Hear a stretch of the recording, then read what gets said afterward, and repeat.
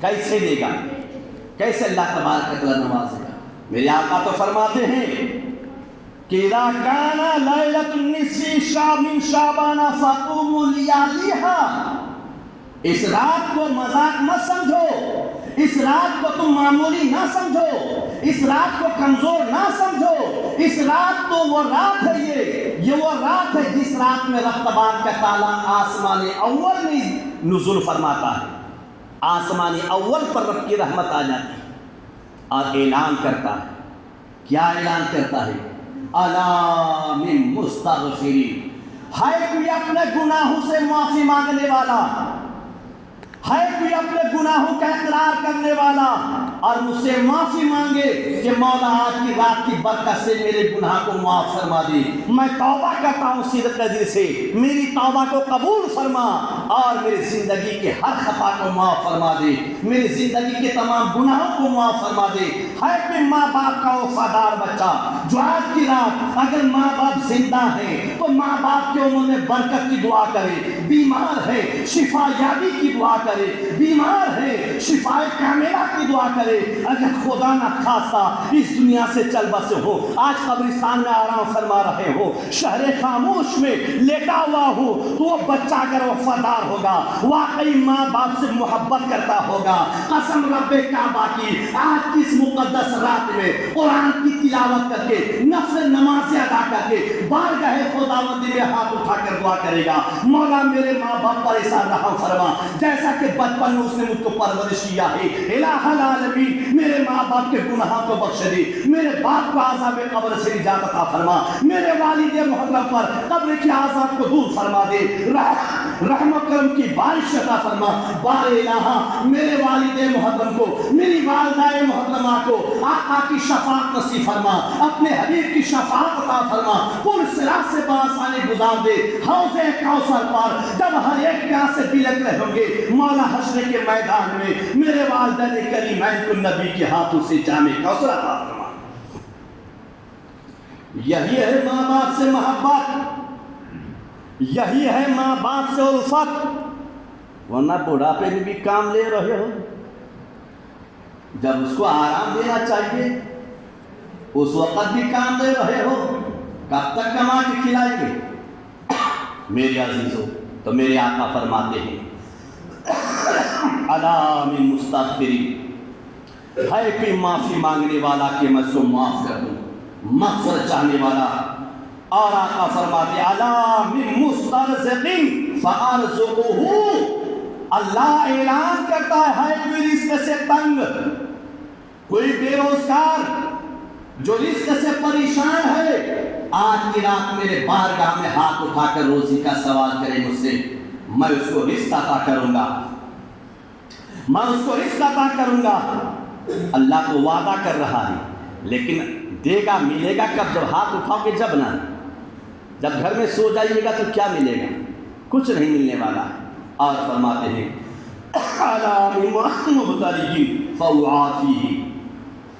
ہر کوئی بلاؤں میں گرفتار، کسی پریشانی میں مبتلا، آج میرے سامنے اس پریشانی کو بیان کرے، میں اس پریشانی سے نجات عطا کروں گا۔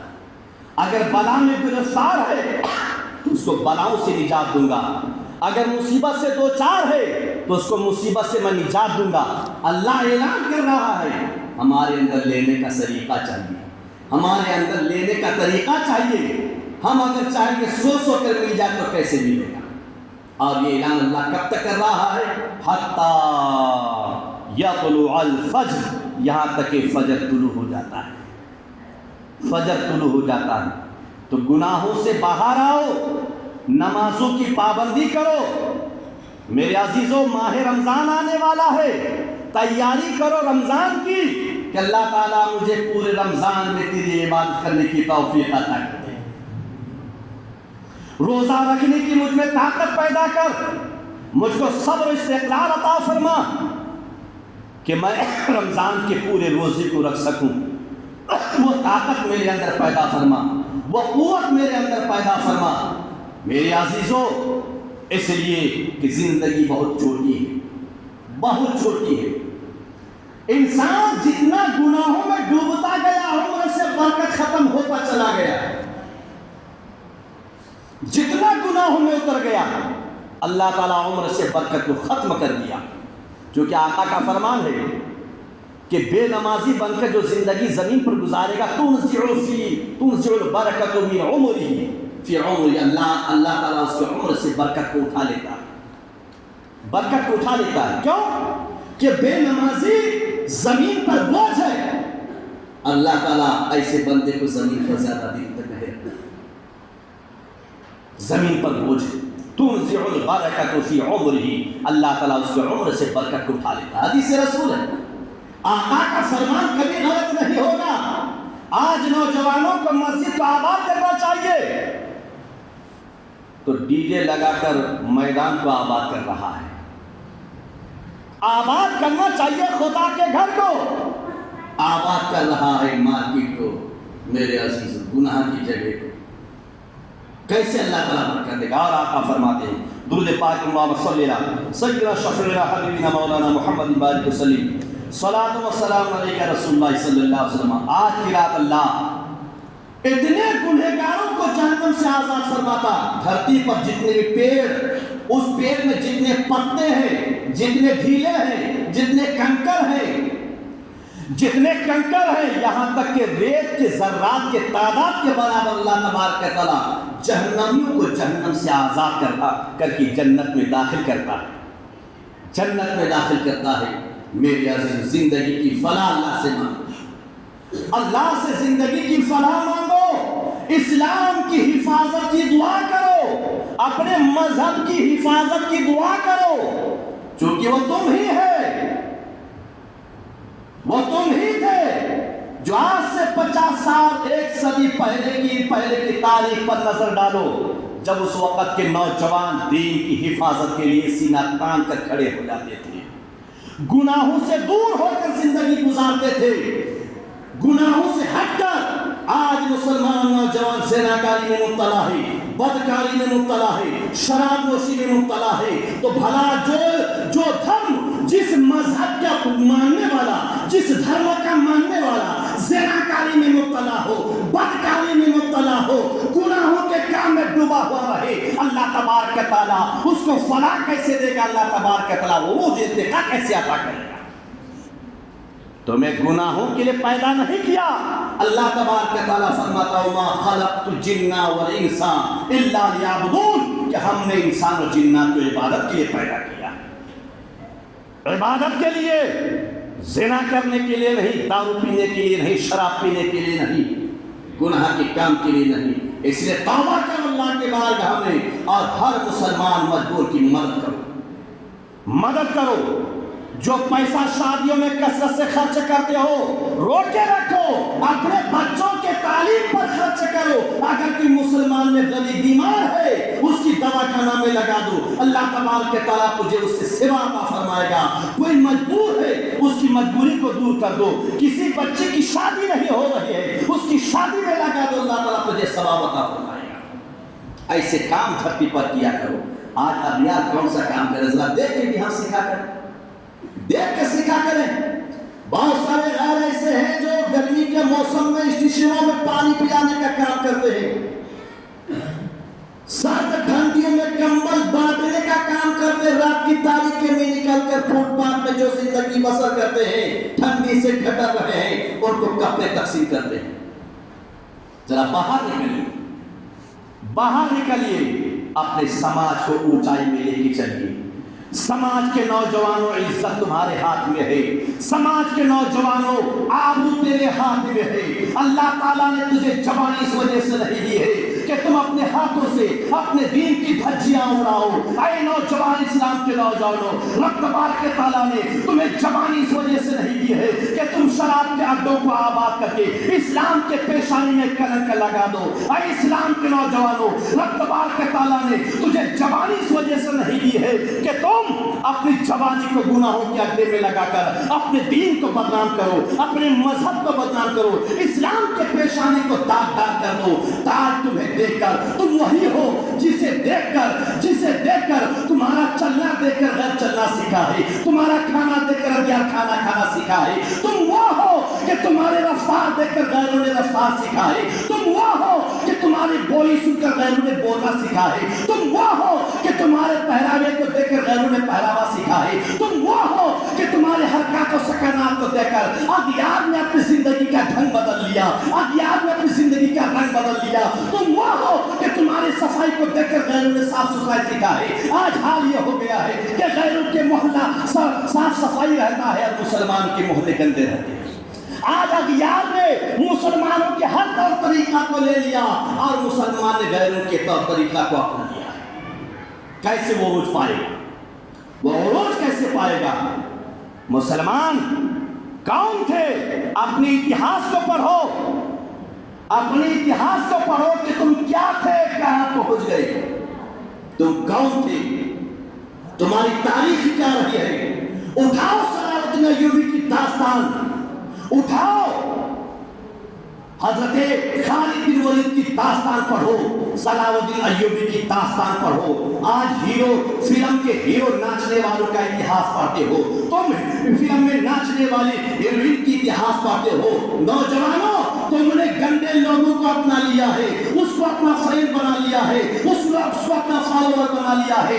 فالوور بنانا ہو تو صلاح الدین ایوبی کو بناؤ، فالوور بنانا ہو اور تمہیں اپنا فرینڈ بنانا ہو تو حضرت قاسم، حضرت خالد بن ولید کو بناؤ، صلاح الدین ایوبی کو بناؤ، رسول کے صحابی صدیق اکبر کو بنا لو، اسلام کے خلیفہ دوم فاروق اعظم کو بنا لو، اسلام کے خلیفہ سوم حضرت عثمان غنی کو بناؤ، اسلام کے خلیفہ چاروں حضرت علی کو بناؤ۔